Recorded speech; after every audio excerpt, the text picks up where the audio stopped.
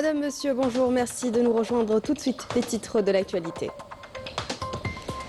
La Commission de l'Union africaine félicite l'Algérie pour le lancement réussi de son satellite d'observation de la Terre Alsat 3A, une réalisation saluée comme une avancée majeure pour les capacités spatiales et géospatiales de l'Afrique.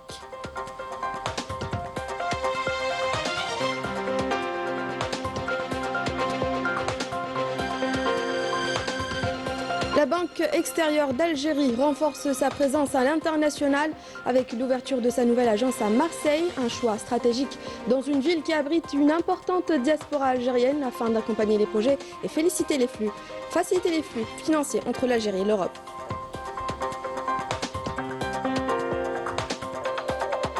Au Maroc, la précarité continue de marquer le quotidien des citoyens, notamment dans les zones rurales. Le manque d'infrastructures et le sentiment d'abandon alimentent une crise sociale persistante.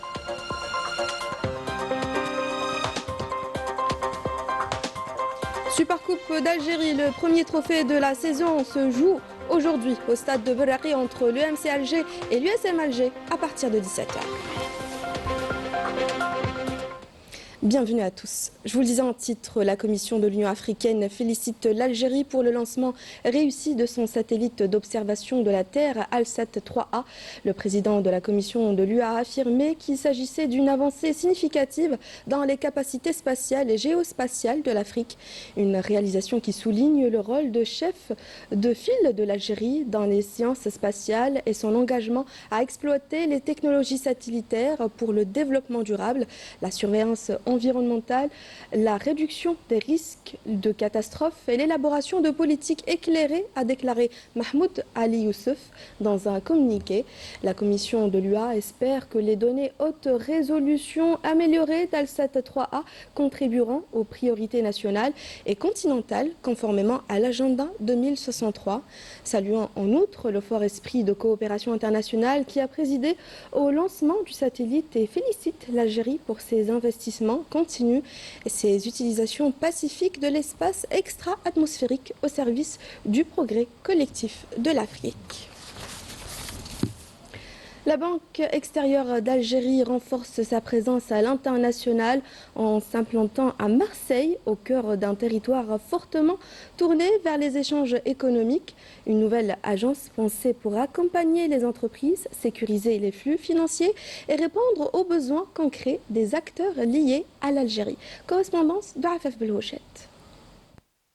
Marseille, première porte économique de la France sur la Méditerranée. Ici transitent chaque année plus de 80 millions de tonnes de marchandises et plus de 100 000 emplois dépendent directement de l'économie portuaire et des échanges internationaux. C'est dans ce contexte que BEA International Bank a ouvert son agence à Marseille, un choix stratégique dans une ville où le commerce international, les flux financiers et la mobilité économique font partie du quotidien. Cette implantation à Marseille intervient dans un contexte plus large, celui d'une Algérie qui renforce son dispositif d'accueil des investisseurs, en particulier ceux portés par sa diaspora. La diaspora algérienne n'est plus seulement un lien affectif au mémorial, elle est aujourd'hui un acteur économique à part entière, porteur de projets. Le rôle d'une banque comme la nôtre est d'accompagner cette dynamique, de sécuriser les flux, de créer les conditions de confiance entre les investisseurs, les entreprises et les deux rives de la Méditerranée. À Marseille, cette réalité économique est tangible. La métropole compte 30 000 entreprises tournées vers l'international, portées par un tissu dense de PME, de commerçants et d'entrepreneurs. La diaspora algérienne y constitue l'une des forces actives de cet écosystème, aux côtés d'acteurs économiques pleinement inscrits dans les échanges méditerranéens. Les demandes portent principalement sur du trade finance, soit du commerce international, sécurisation des avoirs dans le contexte transfrontalier, accompagnement et montage de dossiers de crédit et financement des contreparties, qu'elles soient dans le cadre professionnel, entrepreneurial ou bien dans le contexte des ménages. Sur le terrain, la clientèle répond présente, salariés, entrepreneurs, retraités, familles. La fréquentation est continue. Tous viennent chercher une banque accessible, attentive à leurs besoins économiques, mais aussi porteuse d'un lien de confiance et d'attachement au pays d'origine. J'ai choisi la banque, la BEA d'Algérie, puisque depuis très longtemps qu'on attend l'ouverture d'une banque algérienne. Et on est fiers c'est pour cette raison que je suis parmi les premiers clients de la BEA. Et j'invite tous nos compatriotes ici en France à venir ouvrir des comptes dans notre banque algérienne. Là, ici à Marseille, ça fait 10 années que je suis ici. Je travaille ici. J'aimerais bien d'ouvrir un compte ici aussi. Parce que j'ai entendu que c'est une banque algérienne. أنا عايش هنا في مرساي وجيت نحل الكونت في البنكة نتاع الجزائر في البنكة تاع بلادي نقول لهم جماعة ندور هنا عندي 7 أيام ندور هنا نقول لهم كيفاش هي نروحوا نعطيكم البنكة ولا تسمعوا بها تاع بلادي. À Marseille, BEA International Bank ne vient pas combler un vide symbolique, elle répond à un besoin concret, celui d'une finance capable de sécuriser les échanges, d'accompagner les projets et de transformer les liens entre la communauté et l'Algérie en un levier économique durable. Longtemps considérés comme de simples déchets, le papier et le carton occupent désormais une place stratégique dans l'économie circulaire en Algérie. Grâce à la structuration rapide de la filière du recyclage, à l'engagement d'acteurs spécialisés et à l'implication des centres de formation qui forment une nouvelle génération de professionnels du secteur. Reportage de Raouf Hamouche. En Algérie, des centaines de milliers de tonnes de papier et de carton sont aujourd'hui récupérées et recyclées chaque année, grâce notamment à la structuration fulgurante de la filière et à l'implication d'acteurs spécialisés, à l'image de la société de collecte et de nettoyage du papier, Papyrec, située à Alger. Ici, chaque feuille, chaque carton collecté est bien plus qu'un déchet. C'est une ressource pour l'économie circulaire. Le recyclage devient un levier de développement durable. Mon travail consiste à trier le papier et le carton selon leur qualité, puis à les préparer pour le recyclage. On vérifie la matière, on enlève les éléments non conformes avant de les compacter et de les envoyer vers les unités de transformation. Le contrôle qualité est une étape essentielle du processus. Nous veillons au respect des normes à chaque phase pour garantir un recyclage performant, conforme aux exigences environnementales et industrielles. Ce papier, il est valorisé. Comment valoriser? On l'a collecté, on l'a trié, on l'a valorisé en le conditionnant. Et puis ce papier-là, il y va pour en faire d'autres choses, des sacs, de la ouate. Du terrain aux ateliers, l'action se poursuit à Louiba, à l'Institut national spécialisé de formation professionnelle SBAET. Ici, les jeunes acquièrent les compétences des métiers de demain. Je me suis orientée vers la spécialité du recyclage des déchets électriques et électroniques car c'est un domaine en plein essor. On y apprend à travailler dans le respect des normes environnementales et de sécurité. Nous bénéficions d'une formation pratique dans des spécialités liées à l'environnement. On apprend des techniques concrètes répondant aux besoins du marché et aux exigences actuelles en matière de protection de l'environnement. La signature d'un mémorandum d'entente entre les ministères de l'Environnement et de la Qualité de la Vie et le ministère de la Formation et de l'Enseignement professionnel formalise cette démarche, reliée formation, financement et innovation pour accompagner les projets environnementaux des jeunes de l'idée à la réalisation.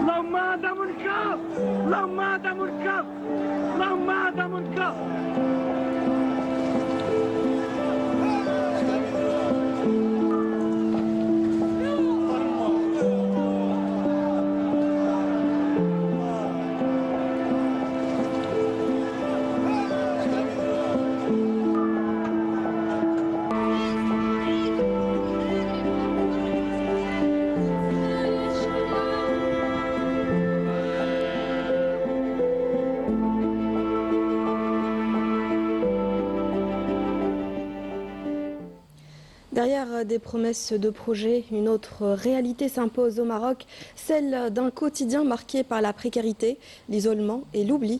Dans les zones rurales, les conditions de vie se dégradent, révélant un profond décalage entre les promesses du Marzen et la souffrance que subit le peuple. Sami Darli. Regardez où vivent les Marocains, regardez dans quelle situation ils se trouvent, regardez les enfants, ils sont à la rue, c'est une honte. Ce citoyen n'est qu'un exemple parmi tant d'autres. Derrière lui, des milliers de Marocains se battent pour survivre. Face à la précarité persistante, ils se retrouvent contraints de lutter chaque jour pour préserver leur dignité. Accaparés par les impératifs de survie, ils relèguent au second plan les revendications de leurs droits fondamentaux, tandis que les réponses politiques concrètes tardent encore à se manifester.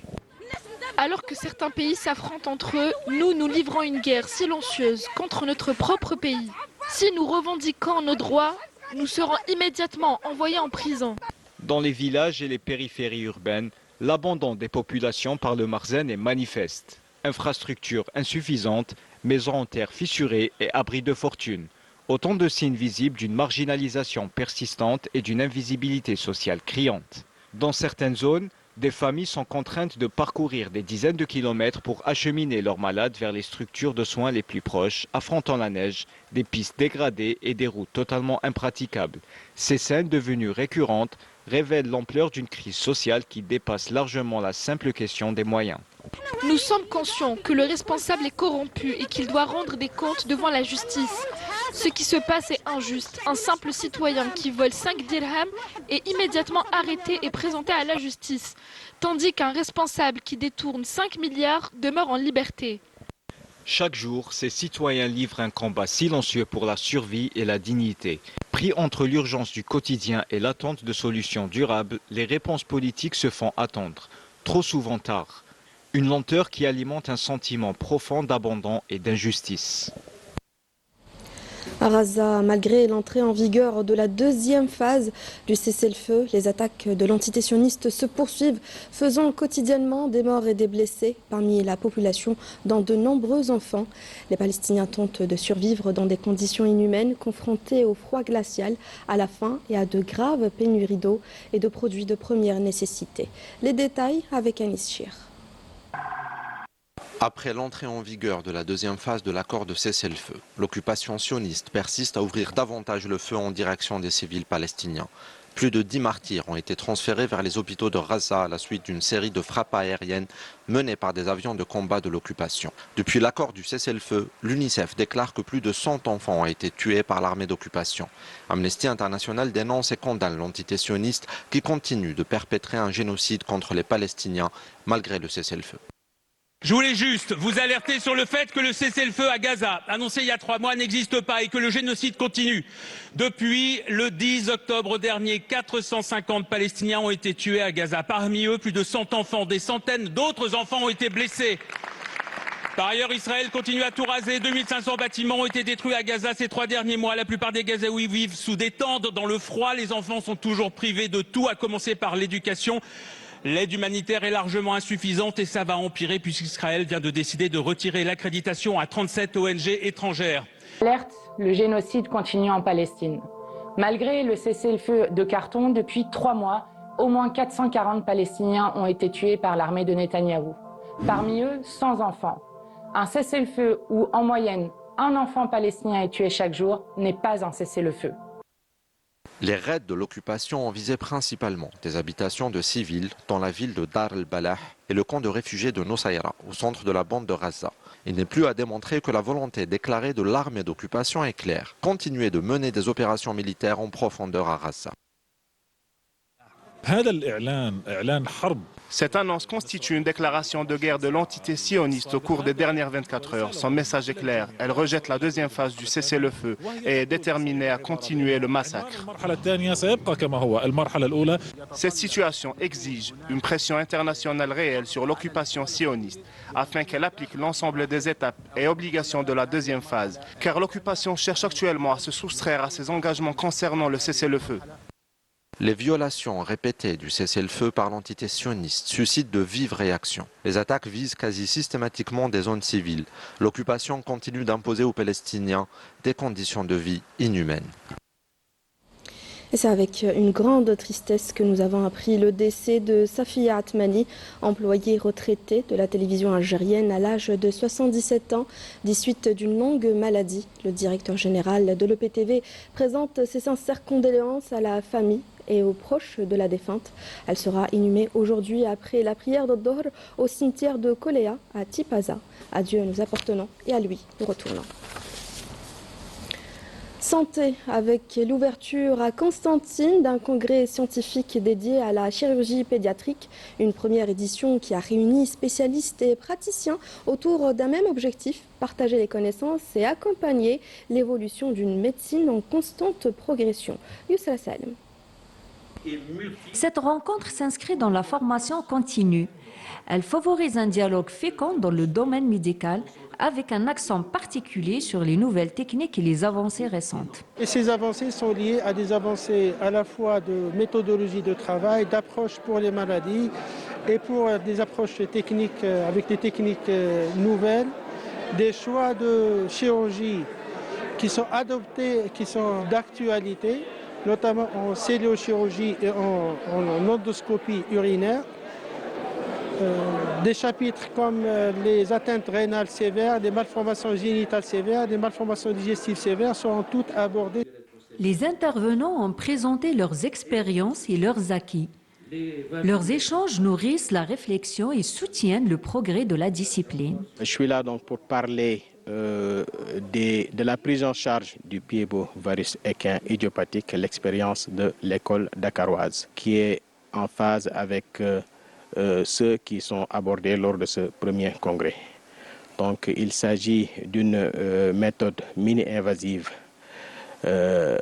qui permet de traiter les piébo sans chirurgie. Nous allons parler également d'autres malformations sévères dans la mesure de pouvoir donc faire une formation continue de nos résidents et de nos spécialistes et être à jour à ce qui se passe sur le plan mondial. Ce rendez-vous scientifique sur 2 journées marque une dynamique d'échange et de transmission du savoir au service d'une médecine en progrès.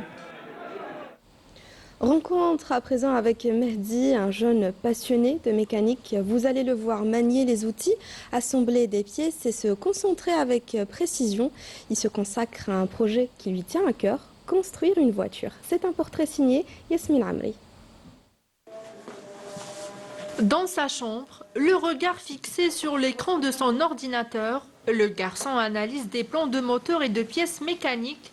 Schémas, techniques et modélisation défilent sous ses yeux. Concentré, il observe chaque détail avec attention. Pour lui, ce n'est pas un simple passe-temps, c'est une passion. Celle de concrétiser ses projets en donnant vie à des moteurs à partir de simples schémas. Ça a commencé en novembre 2024. Il y avait une moto dans le garage. Elle ne marchait pas, je voulais la faire démarrer. Et j'ai cherché c'était quoi le problème. C'était pas difficile. Après la moto, j'ai décidé de faire une voiture. Et donc avec mon père, on a fait un châssis. Et par exemple pour construire un truc, est-ce que avant tu regardes par exemple comment ça marche, comment ça fonctionne, les plans? Techniquement, non. Techniquement, je préfère essayer wahdi et ensuite je vois si ça marche. Si vraiment je bloque, là, je cherche. Loin de l'écran et des schémas, la théorie cède la place à la pratique. On le retrouve dans le garage familial, à côté de son père. Ensemble, ils démontent, ajustent et testent différentes pièces. Le père guide et corrige parfois, tout en laissant à son fils la liberté d'expérimenter. Entre le bruit des outils et l'odeur de l'huile, la passion se transmet naturellement à travers des gestes précis et une confiance partagée. Là, j'aide mon fils qui m'a engagé dans son projet de construction d'une voiture. Les choses qu'il ne peut pas faire, je les fais. C'est lui qui me dirige, c'est pas moi qui... Je ne fais qu'exécuter ses plans. C'est lui qui commande et c'est moi qui agis. Et bon, les instruments qu'il peut utiliser sans danger, je le laisse faire. Mais les instruments qui sont dangereux pour lui et pour tout le monde, comme une débarbeuse, comme je le fais moi-même. Voilà. Et là, le projet avance tout doucement, et à chaque fois, il y a des transformations, à chaque fois, il y a des... Mais c'est lui qui décide tout. Il faut juste la direction, faut qu'on a un cardan, il faut juste qu'on le règle à la colonne qu'on a. Ensuite, il reste l'accélération et le frein. Bon, on n'a pas besoin de frein arrière. Enfin, je crois, on n'a pas besoin de frein arrière et... les freins avant, c'est le plus important. Ensuite, bon, le levier de vitesse, on l'a. Il reste que, faut qu'on tente encore la chaîne, peut-être faut enlever un maillon. Sinon c'est tout. Chaque geste révèle sa passion pour la mécanique. Observer, comprendre, assembler, peu à peu, son savoir-faire prend forme et ses projets commencent à devenir réalité. Sport, football, le MC Alger et l'USM Alger se retrouveront aujourd'hui au stade de Nelson Mandela de Berrari à partir de 17h à l'occasion du match de Supercoupe d'Algérie 2025 de football avec comme enjeu le premier titre de la saison footballistique 2025-2026. Une affiche prometteuse et devrait être riche en couleurs sur le terrain mais aussi dans les gradins. Anzim Hamdi. Le MCA Alger et l'USMA Alger se retrouveront samedi au stade Nelson Mandela de Berrari à 17h à l'occasion du match de Supercoupe d'Algérie de football, avec comme enjeu le premier titre de la saison footballistique 2025-2026. C'est un match spécial, un big derby entre deux grands clubs. L'USMA est une grande formation et le Mouloudia aussi. Malgré quelques problèmes physiques de nos joueurs, même s'il faut dire que notre adversaire a bénéficié d'un jour en plus par rapport à nous. Il n'en demeure pas moins qu'on a bien étudié l'USMA et nous sommes prêts à donner le meilleur de nous-mêmes et rendre heureux nos supporters qui nous apportent leur soutien à chaque fois. Ce sera un grand match où nous, les USMistes, mais aussi de l'arbitrage, doivent être à la hauteur. Sacré pour la deuxième année consécutive du titre national et actuel tenant de la Supercoupe décroché devant le CRB Belouizdad, le Mouloudia affronte cette fois-ci son éternel rival, l'USMA Alger, tenante de la Coupe d'Algérie 2025 décrochée face au CRB. 120 minutes, كنا حاضرين 90 minutes لازم نكونوا حاضرين والله كريم اللي يربح بالصحة عليه بدون لونغ دو بوا بدون on va essayer d'être à la hauteur de l'événement pour leur faire plaisir. Les deux clubs de la capitale se donnent rendez-vous pour la troisième fois dans cette illustre compétition après celle de 2014 et 2016 dont le vainqueur prendra l'avantage sur son rival. Car les deux clubs comptent une victoire chacun, le MCA en 2014 et l'USMA en 2016. Le doyen qui a dominé outrageusement la phase allée du championnat de Ligue 1 Mobilis de la saison en cours avec 12 points d'avance sur le duo algérois CRB et USMA détient le record de victoires dans cette épreuve de Supercoupe avec 4 victoires en 5 participations alors que le club de Souslara n'a été sacré qu'à 2 reprises en 5 sorties. Cette fois, les deux clubs d'Alger livreront devant un nombre public leur 6e finale avec l'ambition d'étoffer leur riche palmarès. Au match aller du championnat, les deux clubs s'étaient séparés sur un score de parité de 0 partout au stade Mustapha Chaker de Blida. Cette semaine, en 8e de finale de la Coupe d'Algérie, l'USMA et le MCA ont dû attendre les prolongations pour arracher leur sésame d'écart en battant respectivement l'USM Harraj 3-2 et l'USB Ben Aknoun 1-0. Cette rencontre sera également une confrontation inédite entre les deux coachs, à savoir le Sud-Africain Roulani Mokoena et l'Algérien Abdelhak Ben Cheikha. C'est la fin de cette édition. Merci de nous avoir prêté attention. Excellente suite des programmes sur Canal Algérie.